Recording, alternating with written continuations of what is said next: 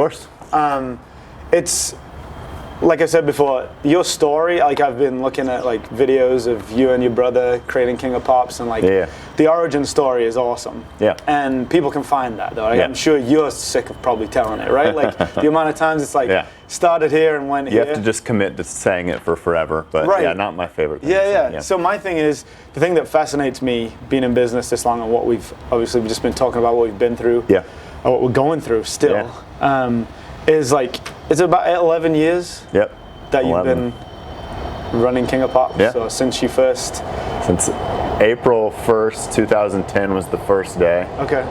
Had worked on it probably like a couple months before that. Like through that winter, basically, was trying to work on it, and so I've been doing it a long time. For me.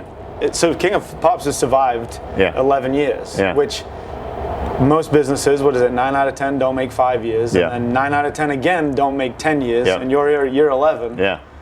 Probably going through the 2 most difficult years. We thought about it when we made it through year 10, was like, well, we made it through. Who knows if we're going to make it another month, because that was like basically the very beginning of the pandemic. So we had all these big plans for 10-year stuff that got scrapped because everyone had thrown up. No one knew what was happening. So how did that feel?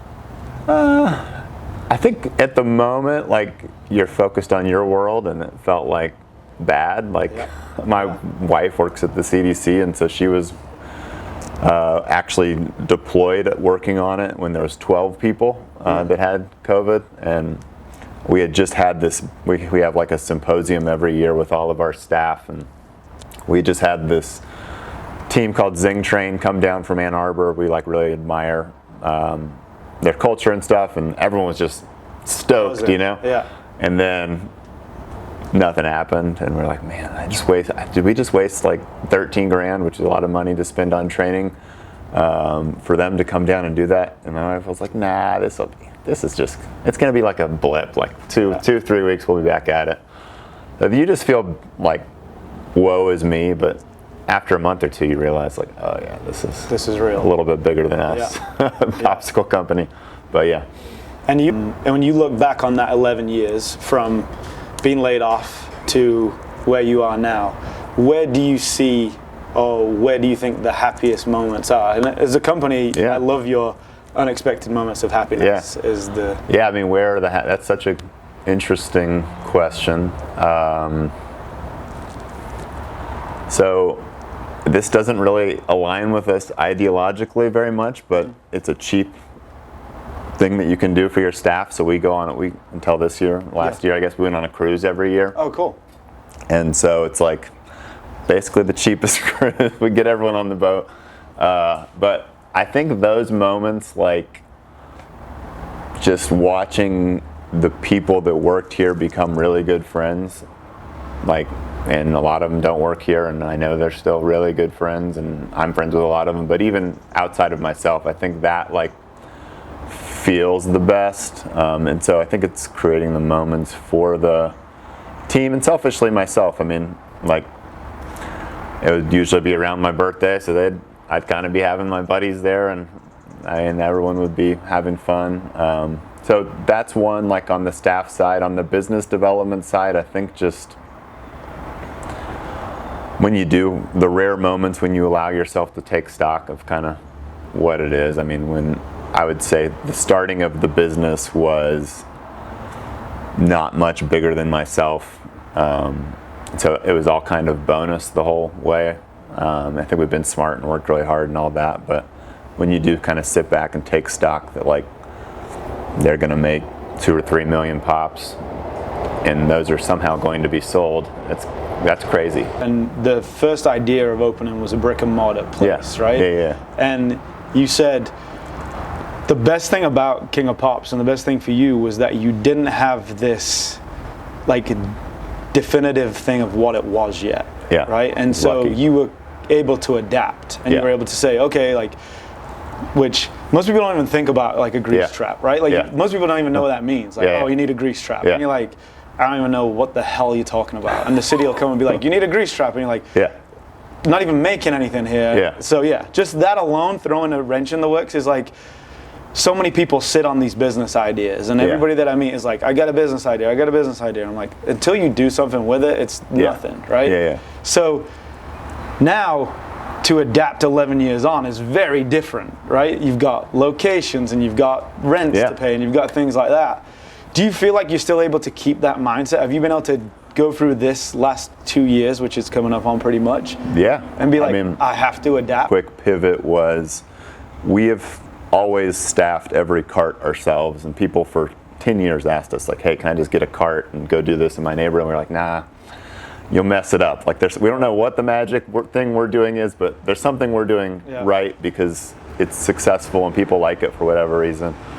But when your back's against a wall, you kind of say, you want to go sell this product? We have way too much Pops in our freezer.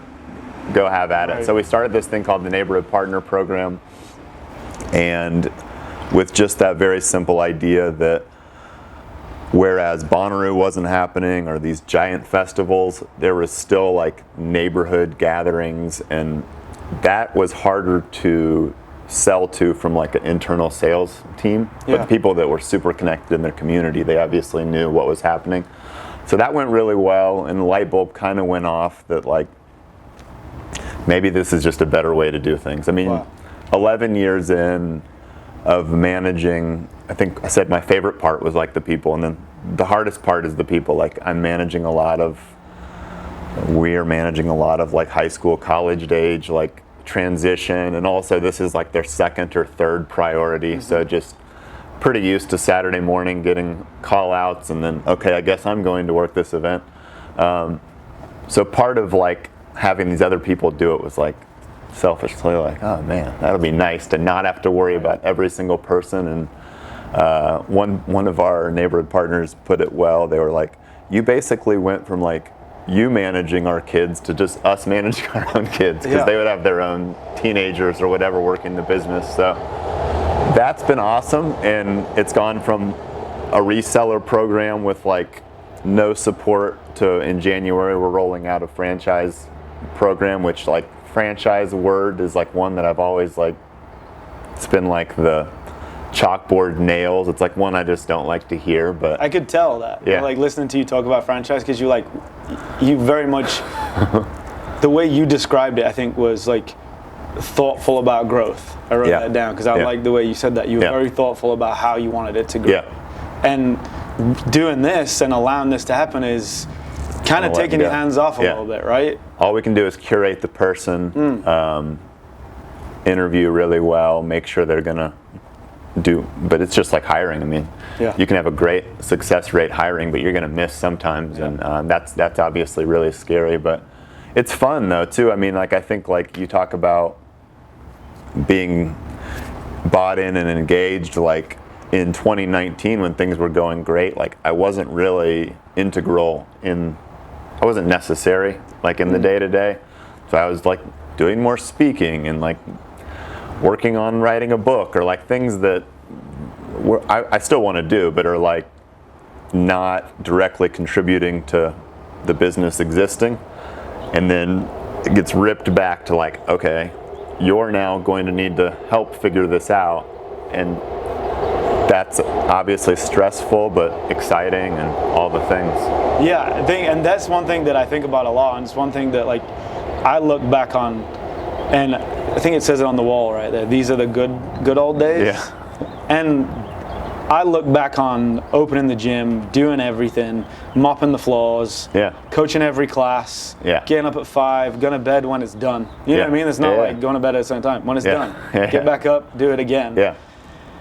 And I look back on them times with like,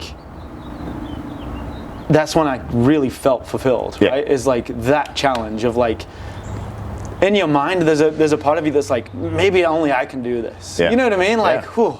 Yeah. Like I remember my wife saying, "Are you okay?" And I was like, "I'm good," because I think it's something that a lot of people wouldn't be able to handle. You know what I mean? And like, there's a pride in it. Yeah. And it's weird when that gets taken away and you go, "Oh, I don't need to mop the floors. I'm not better than everybody else at mopping the floors. I'm not better than everybody else at coaching the classes." Like, and you giving people this freedom, who knows what ideas are coming back to your company, right? And how it's going to adapt and where it's going to go. Because you're now giving these people permission to do it, rather than you being like, no, it's mine. And it's amazing. Yeah, I think like the amount of ideas coming in is, I mean, more than we can do, and which is sometimes frustrating for people. But yeah, it is very true that, and they feel ownership over it, and like it's a weird sentiment. Like, so someone's been doing it for a year and a half, and they're like, all this stuff, and I'm like, well, really, it's kind of like we built the brand, and you're kind of doing it, but you have to even let go of that. Like, yeah, you did do this. You made this connection with this church, and it is your reputation. I mean, in addition to ours, but it's your reputation that you put on the line. Like, I'm going to come through on this event or whatever. So it's cool. I mean, it's go to that. No sleep.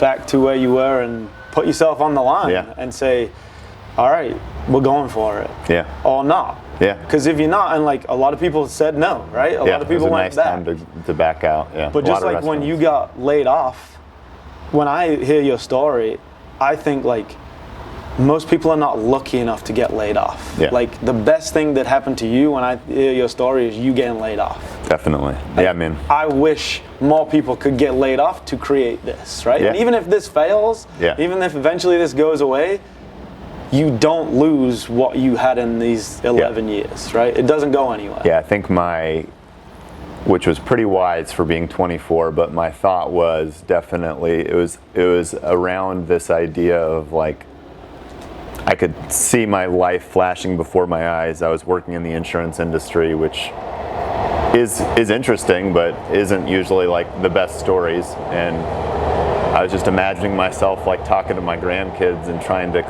like talk to them about my career, and I was like, well, maybe I will end up doing this, but let's just have like this one thing. And I thought it would last a year, maybe 2 years. And when it took off, I think what we've done a good job of, you mentioned the rainbow umbrella, is like never being the smartest in the room, but when something works, I think we're a pretty good editor of like, okay, that was the piece that worked.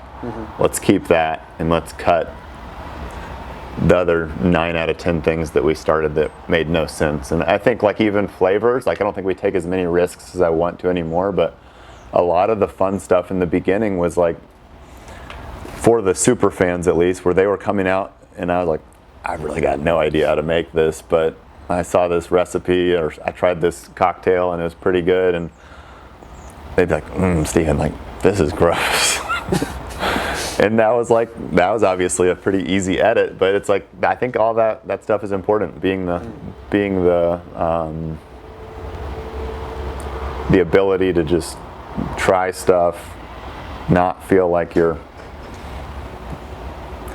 I mean, it comes from that the grease trap, right? It's like the first lesson you learned was like. And the reason why we wouldn't do the grease trap was because it was going to cost $20,000, and like I had the knowledge of what it would take to get a loan for $20,000, but throughout our entire existence, we've said like, is that I mean, that's not, we don't really know that that's going to work, so why don't we just, if there's some other thing that we don't know is going to work, let's just do that if it's free. But that's the undertow of your whole 11 years, right? There's like all these different companies that started where you adapting. Not, let's wait and see what happens. Oh, the restaurant the brick and mortar didn't work out, so I guess I'll go back to being in insurance. It was, okay, how do we adapt? How's it going? What's up? How do we adapt? How do we twist? How do we turn? And this is where we end up 11 years later, is like farms and brick and mortar now, and like all these different things that. A lot of things that exist, a lot that don't exist. We've got tree elves, which we've kind of put to bed for now, but could come back one day, who knows. But yeah, I love the randomness of it all.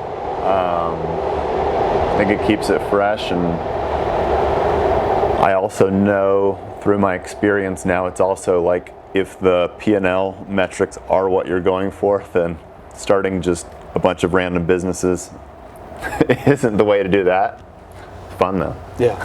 And it sounds like that's where you get the joy, right? That's where you find the happiness, is like when the biggest smile you had on your face was the business that you started in the pandemic and it doesn't exist anymore. You're like, it was fun. Yeah, it was pretty fun. Yeah. And them lessons of that thing failing, you'll have forever, right? Yeah. Like, we knew what we did right, we knew what we did wrong, we knew what we can now put into our company. Yep. We know what we can take out, just like the flavors. Like, that flavor didn't work, this flavor does work, and we're going to roll with it. Yeah. And it's pretty cool to do that. And what I hope anybody that is not happy with what they're doing understands from the reason I do this and the reason that I want to talk to people like you is like, just do it. Just take a chance. Like, if you have an idea, don't just have that idea and just hold on to it for 10 years and keep showing up to this fucking thing you hate every day. Go and just be like, hey, let me try this for a year. And if it fails, I can say I did it, and I'm going to learn so much along the way. Yeah, I completely agree. I think the idea of the people get that, like, they have any clue what's actually going to happen when they put their idea out into the world is just crazy. Like, and everyone thinks it. I think it about myself. Like, you've got a plan. This is what's going to happen. And then once it's out there, it's never once gone as planned. And I mean, that goes for like things that we are trying to repeat, like opening a King of Pops location in another city. Like, always goes differently than planned, or starting a completely new business that we think is going to be great, or one that just starts randomly. So yeah, I think you're right. Yeah, it's that, hey, let's just adapt. The grease trap, we don't want that, so let's push this cart, and then it becomes the cart's the whole thing. Year business. Yeah. And then, just that people, I talk to people all the time that are like, my website's launching. And I'm like, nobody's waiting for your what do you have? The iPhone 50? Like, nobody wants to know that you're launching a business, right? Like, imagine how long you could have waited to be like, I'm launching King of Pops. And everyone's like, what? When you do it too, because you're like, well, I can't. My example of that would be like, well, I can't launch with 6 flavors. I've got to have 9 flavors. Well, no one cares. Like, they don't care. Nobody even knows you have 1 flavor yet. Yeah. So that is fun. Yeah, I mean, it's fun to look back at the website too that you agonized over. I mean, I think that's probably just a technology thing, but you're like, oh man, like, I was worried about this being out there, and then like starting this podcast, for example, is like, how many episodes are you? What questions are you? Won't know until you do it. And then I don't know if it's good until I listen to it back. And I'm like, why didn't you ask this question? Why weren't you listening to that? Just like, but the only way for it to become something different is to go and do it. You know? So it's like that.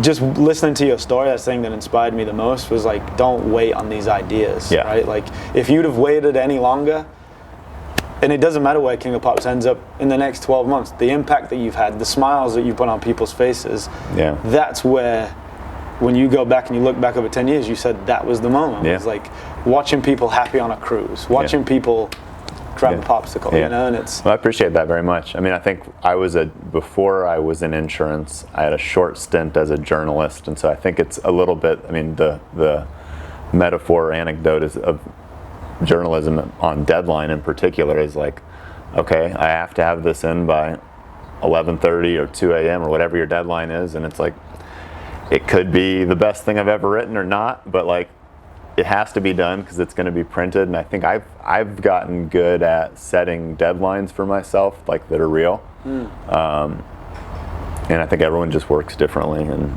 you first started, you set a deadline of April that year. April 1st, yeah. And so what kind of deadlines do you set for yourself now? Yeah, like you're saying, like launches and stuff. Like, I mean, nothing really that serious. I'm trying to think. Well, I guess the franchising is a good example. Like, I knew that we needed to like further legitimize it. And it was in this like kind of beta program, which is like a very comfortable place for me because I can change things every week. You don't have to really make any decisions. And it exists perfect in your head, right? So it's even better. But it wasn't fair for the people that were in it. So now we've like written everything up, and like January 1st will be the transition. So we've known for months that in January we were going to transition from neighborhood partner to franchise. Really like the neighborhood partner name more, but partner had some legal ramifications according to my lawyer. But yeah, that's a good one, I think. And in your mind, it's still the neighborhood partner program. So it doesn't matter what it's known as from the outside, because you're creating the culture behind it, right? So that's true. It's really amazing. It's like the closest I think we've come to being able to scale community, and I still don't know that we have like our finger on the pulse of how we involve ourselves in community. I mean, a lot of it is maybe kind of pretty similar to what you've said is just actually doing it. Like have an event that 9 people come out to or 900, it kind of doesn't matter. But I really am focused on supporting and encouraging that. And that's tricky, I mean, because that's easy to do when you're making money, and it's hard to do when you're not making money. So we kind of have to do both. Yeah. It's a crazy, exciting time, and the fact that you're still around when all events were shut down tells me that the next 10 years are going to be just as fun as the first 10, right? I think so, yeah.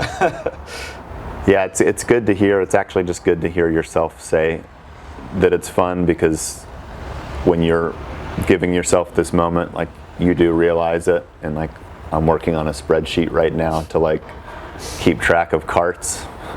It's kind of fun, I guess, right. But like the only time it is fun is when you do allow yourself to look back, I feel like, exactly. Right? Because you look back and you say, I was the first car. Yeah. And 11 years on, I'm creating a spreadsheet to keep track of cars. You know, like, it's really cool. Yeah. But if you get so caught up in the day-to-day, you miss that big picture of how... Yeah, so what would your tip be? How do you, I mean, you do a podcast, and everyone shouldn't do that, but how do you come back to it? How do you remind yourself to come back and think about it?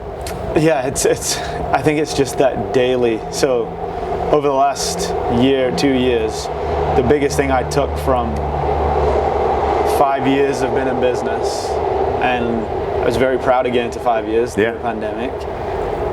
What I realized was that it's none of it is real. None of the stuff is real. Like, all this thing of like me, I'm this gym owner, and like all this thing that I got a lot of self-worth from was closed, and it was not essential.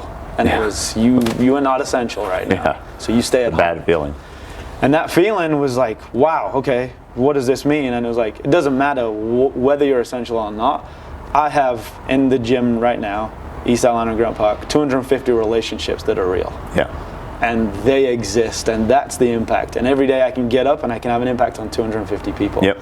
And I want to double that. I want it to be 500 people. So if I can do that through this, great. If I can open more gyms to do it, great. But either way, I can get up and I can have an impact, and I can be essential. Yeah. I can look and say, I can every day get up and have an impact. And when we shut down, I mean, here in Georgia, I was maybe shut down for 2 weeks. Yeah. And it was the worst 2 weeks of my life. Yeah. It was like getting up with no purpose, getting up with no meaning. Yeah, like, it was tricky. Get up and have an impact on people is what makes. I played a lot of ping pong. That's one thing I missed. Like, during the scariest time, me and a couple of the people that work here, like, we had a little bit of work to do, but I remember getting to play ping pong for about an hour and a half. It felt kind of good and kind of wrong. Well, there's your community event. Yeah, that's our community event. Right? Yeah. That's the new franchise. It's a big ping pong tournament every year, just to remind yourself of what it was like when you didn't know if you were going to have it anymore. Yeah, that's cool. Yeah, that's good. I mean, I think the idea that what we're doing needs to be important gets us to do a lot, and then also makes us feel some type of way. And I think you kind of said it well. It's just that, like, in some grand scheme of things, everything we're doing is relatively inconsequential, and or like the relationships you're saying, like, extremely consequential. Mm-hmm. So it's just up to your perspective. Like, is it going to matter if King of Pops goes and is a $30 million business? No. Like, might kind of matter to me, and it might help some people build their lives, but in the grand scheme of the world, it doesn't really matter. So as long as you're proud of what you're building and what you're putting out there, and you're helping people happy, like whatever you're deciding your purpose is, I think it's good. That's the happiness. That's the happiness, and then reminding yourself, like, and that's hard, because you can put a reminder on your calendar and then skip it, like, or you can somehow have a system that brings you back. There's a perfect way to remind yourself, because you've got it written right on the wall. Right there. Well, you can tell we need some paint job work out here. But that is, every day when you come in, that should be your moment to remind yourself, right? It's like, that's why I put it there. The good old for sure. days. So, like, I mean, I'm going to put that somewhere in my office. So, yeah. But yeah, I think that's the perfect place to end this. Yeah. So cool. Thank you so much. Of course. Thank you. Great to meet you. Yeah. Good to meet you too. Yeah. I feel like maybe did we meet at Field Day or we not? probably met. Yeah. Just like passing through. But I mean, through. there's probably bunch of people. There's a lot of people that on the Field Day that I came to. So good. Yeah. Well, thanks again. Yeah. I really appreciate it. Thank you, dude.